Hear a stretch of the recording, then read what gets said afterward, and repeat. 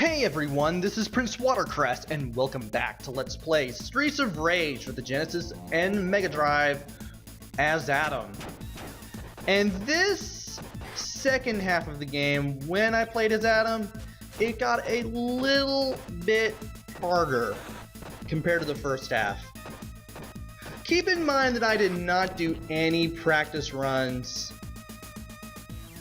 and that I just ran through this cold simply because I could. I just knew I could do it because I had the levels down pretty well, even after having played this game for about 20 years. And I do have a good idea of what to expect in every round that I've been in. Managed to grab one of the knives off of the guys that had one. And in this round, in case you haven't noticed already, there is a huge difference between the guys who rear back with the knife in their hand and the ones who have it straight forward. The guys who have it straight forward will rush towards you and stab you for like a good amount of damage, while the guys who rear back with the knife in their hand will actually throw the knives at you from a distance.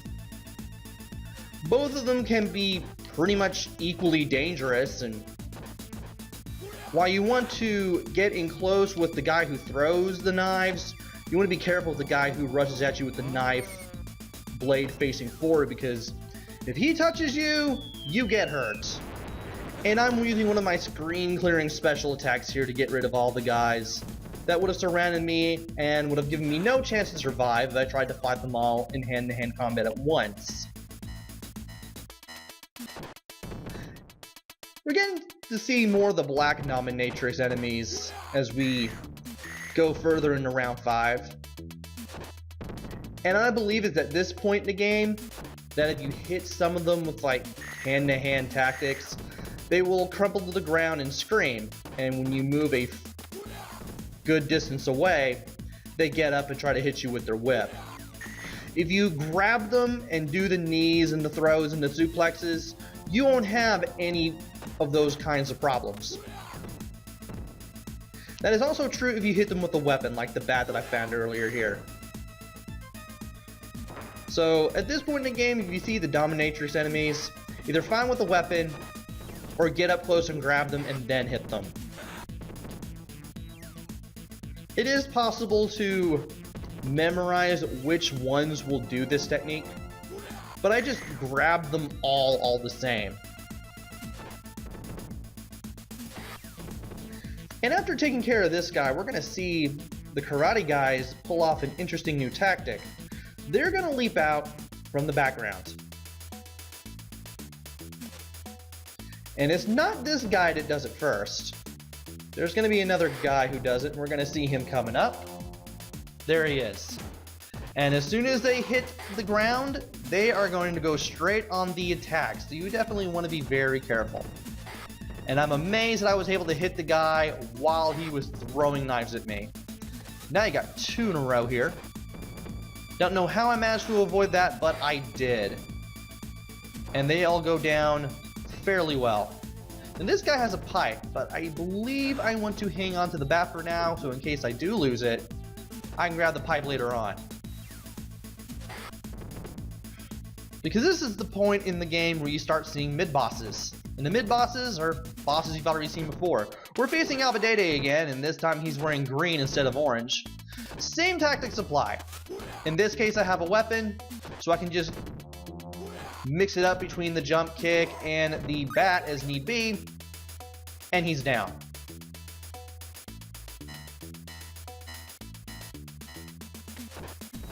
And now we got this little conga line of karate guys again.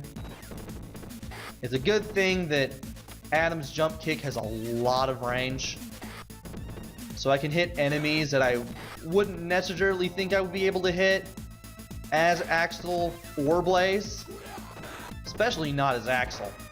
Axel's jumping knee has no range whatsoever, and inside that little pipe that usually carries the items and power-ups that we see in this round, in this one in particular that I just hit, we just found a police car, and that gives you an extra special attack. I go ahead and use it on the jugglers because, again, Adam's lack of speed, 4 of them on the screen at one time. Unless you know what you're doing, you're definitely going to take damage fighting those guys off. And it's not going to be fun.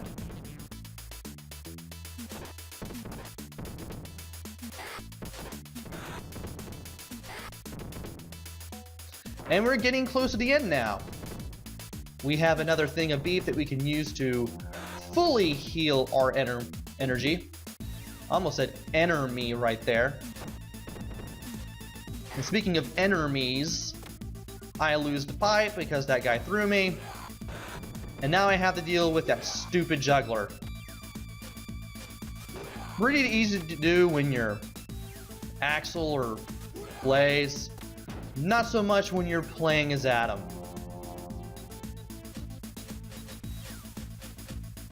Because this guy apparently wanted to stay on the side and just be complete bother. I don't know why he did. But after switching to jump kicks, I fight off the boss for this round, which happens to be the evil Blaze twins. Now, speed is on my side if I fight these guys as either Axel or Blaze. As Adam, you're gonna have to be a little more clever. I like to hit these women with a single jab when they come down. I try to hit them with jump kicks whenever necessary. If I can hit them with a special, I'll definitely do it. I will always try to hit them with a special if I ever grab them. Not a special, but a suplex. Speaking of specials, I do want to use a special on them whenever I have one because it takes down a lot of health on them.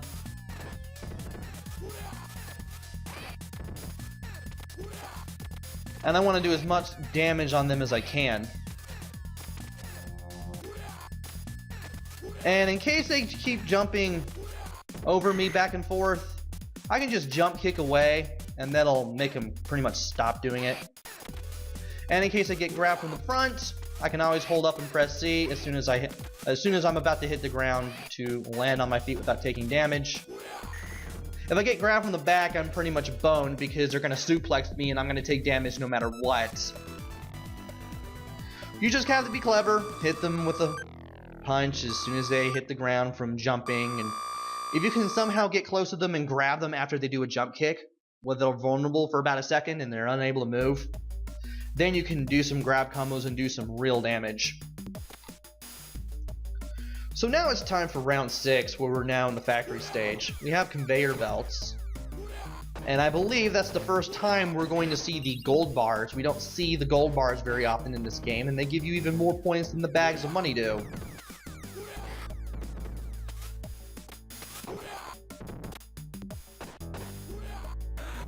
You also meet a new enemy who happens to be a red recolor of Garcia with gray hair. And these guys take even more damage than the green palette swaps. So you're going to have to hit them a few times before you do the 2 knees and the suplex from that grab combo that you'll usually see me do whenever you see me play this game.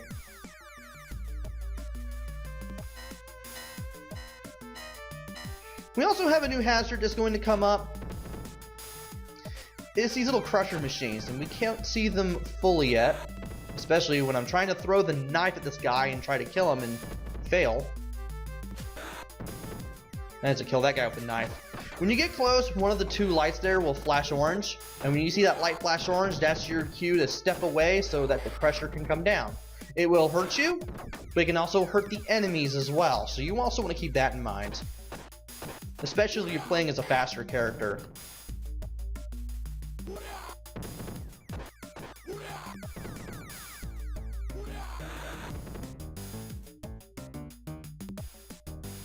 And we have another mini-boss. It's the fire-breathing guy. This is the attack that I was talking about earlier. Somehow managed to grab him, get in front of them in the grab stance, knee them, and then vault until you let go, then grab him, do the 2 knees, vault twice, 2 knees, vault twice, and he'll go down without even hitting you or even breathing the fire at you, maybe not even once. It is possible to latch on right away and do the deed.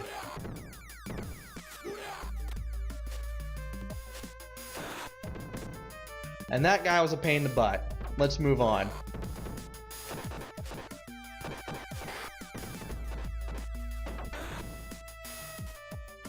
And for some reason, I had trouble where I should not have had trouble. Because these two conveyor belts here, they go in opposite directions. So you can kind of move in a diamond-shaped pattern, regardless of who you're playing as, and do some effective crowd control. But I kind of brute forced it a bit much here. And it kind of shows.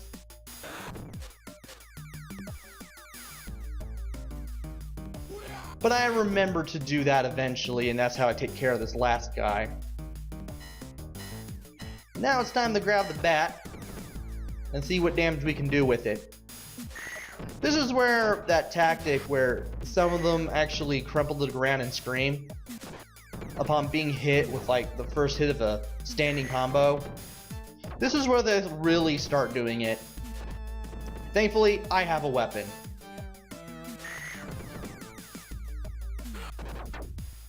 And I tried to get away and tried to use the crusher to my advantage. It did not work. Thankfully, I have more than enough lives to get through this area. And I'm able to pick up the bat again and hit these guys as they come at me.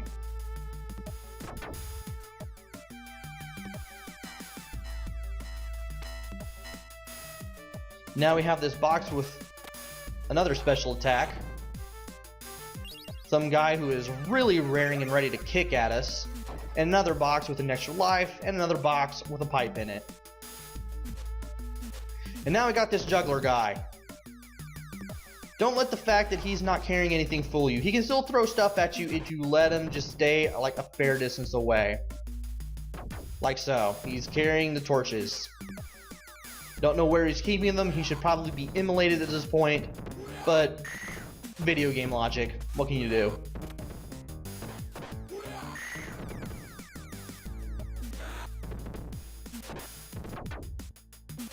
And this is where I have to get a little closer just so I can take care of that juggler. Thankfully, I'm able to do just that. We're still not done though. We still have a few more crushers to get past. And we got 2 crushers at the same time, and I got way too close and I paid the price for it. It doesn't do a lot of damage, but you still don't want to be under it anyway, because it can instantly knock you down if it hits you.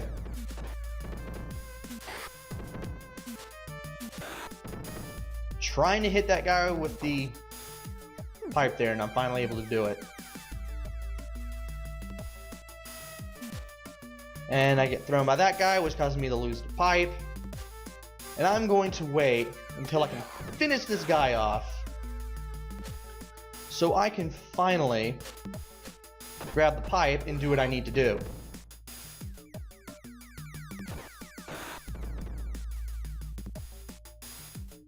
And I thought I was done, but there's one more blue Garcia. Thankfully, he goes down super easy. We have another extra life. We have another yellow signal. I just kill him off the flashy way because I can. And now we get to face not 1 copy of the round 2 boss, but 2. I pressed the special attack button way too early, and as a result I hit the first one, but the second one hasn't come on screen yet, so I don't have even damage on both of these guys. They fight just like they do in round 2, you just gotta face 2 of them, and you don't have any flunkies to deal with this time around. Now I grabbed the pipe, I still have it, and for some reason, as I keep walking into the left side of the screen, just keep on walking there, I'm able to do this. I somehow figured this out really, really quickly. And they go down. They don't even hit me. So yeah, really weird way to finish this boss off. If you don't have the pipe, you're going to have to do some careful maneuvering and some grab attacks, throw one into the other. But it shouldn't give you too much trouble still. And that is it for rounds 5 and 6. Join me next time where I play through rounds 7 and 8. And finally be done with this game once and for all. Until then, this is PrinceWatercress. Take care, stay safe, and thanks for watching!